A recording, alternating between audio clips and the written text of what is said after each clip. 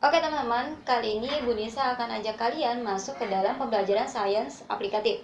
Apa itu pembelajaran sains aplikatif? Pembelajaran sains aplikatif adalah pembelajaran yang bisa kalian aplikasikan dalam kehidupan sehari-hari. Nah, sekarang kita masuk ke dalam praktek. Kalian sudah siapkan kan alat dan bahan yang Bu Nisa sudah kirim dalam pretest kalian? Nah, sekarang coba kita lihat di sini ada apa aja. Di sini Bu Nisa sudah buat beberapa sampel. Ini yang Bu Nisa buat sendiri.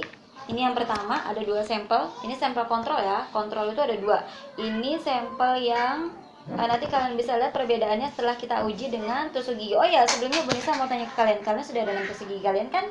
Karena ini nanti yang akan kalian gunakan untuk menguji coba makanan kalian. Kurang lebih 30 menit kalian harus merendam tusuk gigi kalian ke dalam kunyit ini. Nah, balik lagi ke sini. Nah, lihat ini dua adalah sampel kontrol. Di sini nanti Bu Nisa akan coba apa sih sampel kontrol itu nih ya. Kita coba lihat. Kita ambil tusuk giginya, kita tusukkan ke dalam yang ini satu.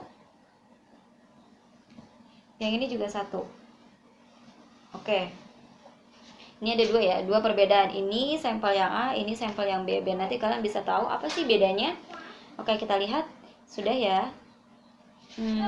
Butuh waktu sekitar 3-5 menit. Kita lihat ini hasil dari yang sampel yang B, ini hasil dari sampel yang A. Nah, kalian lihat kan perbedaannya?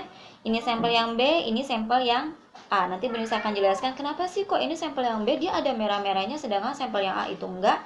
Sekarang kita masuk ke dalam pembelajaran ini ya. Beberapa sampel. Oke, lihat ke sini semuanya. Ini ada beberapa bahan makanan. Ini tetap kita taruh depan karena sebagai perbandingan. Kita lihat, ini ada bakso. Ini yang Bu Nisa beli di tukang sayur. Ini biasanya digunakan untuk masak sayur ya. Biasanya ibu-ibu yang suka bikin sop biasanya pakai ini. Nah, kalau ini adalah tahu kuning. Terus kalau yang ini adalah mie basah. Nah, kenapa Bu Nisa sarankan mie basah bukan mie kering? Karena biasanya para pedagang nakal itu mereka mainnya di mie basah. Kalau misalnya kalian tanya emang mie kering, enggak Bu, karena biasanya kalau mie kering atau yang ada mereknya ya, mereka itu sudah ada terdaftar di BPOM. Nah, di BPOM itu mereka insya Allah sudah aman bahan pengawet yang mereka gunakan. Bukan berarti mereka nggak pakai bahan pengawet ya, mereka pakai bahan pengawet, tapi bahan pengawet yang mereka gunakan adalah insya Allah bahan yang aman. Terus yang selanjutnya ini adalah bakso yang bisa dibilang ini bakso favoritnya Asma ya, karena ini habis zuhur biasanya itu dia selalu datang dan Asma biasanya selalu ngikutin di depan jendela. Makanya Bu Nisa nggak worry ini karena Bu Nisa udah tes. Terus yang ini juga ini ada otak-otak. Nah, itu ya beberapa sampel, ada 1, 2, 3, 4, 5. Oke, kita uji coba ya teman-teman. Uji coba itu gampang banget, kita cuma tinggal tusukin aja. Ini satu, terus yang ini juga satu, terus yang ini satu, ini satu lagi. Nah, kalau untuk mie kan kayaknya agak sulit buat kita tusuk ya. Nah, ini kenapa Bu Nisa sediakan ulekan. Nah, buat kalian yang punya sampel mie basah itu baiknya kita ulek dulu sedikit. Habis itu di sini juga Bu Nisa menyiapkan larutan. Ini ada larutannya. Ini ada larutan ekstrak kunyit. Kalian sudah buat larutan ekstrak kunyit dong pastinya. Nah, di sini kita tuangkan. Kita tuangkan saja di sini. Nanti ada perubahan atau enggak sambil kita sedikit aduk.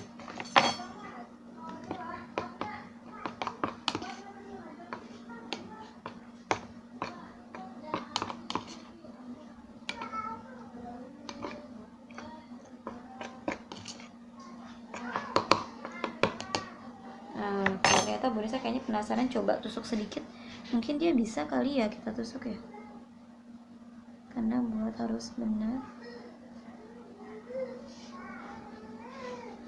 ya. Oke, di situ.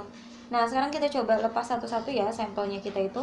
Yang pertama ini adalah bakso, bisa dibilang sih bakso setengah matang ya, karena ini harus diolah kembali baru bisa dimakan, diolah dalam bentuk sayur. Ini hasilnya.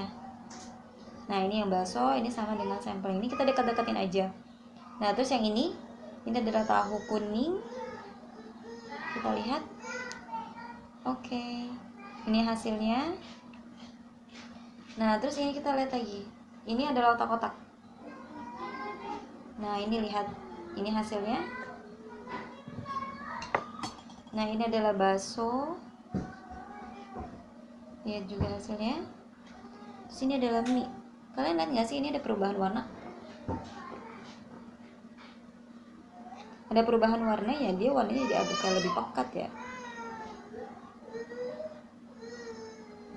Nah, coba kita lihat dari beberapa hasil uji. Ini kan kita punya sampel contoh ya. Ini sampel contoh. Kenapa Bunda saya jadikan ini sampel contoh? Jadi teman-teman, kalau misalnya makanan yang mengandung boraks itu, dia akan merubah warna kunyit menjadi warna merah bata atau merah tua.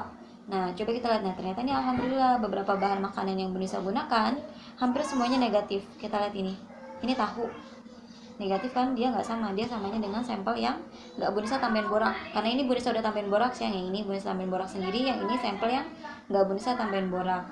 Nah, terus ini juga bakso enggak, ini otak-otak juga enggak. Nah, terus ini bakso yang langganannya Asma. Nah, ini yang ini tapi coba lihat, ada perubahan warna kunyitnya nggak di sini? Kunyit dari hasil ini berubah ya? Berubah kan?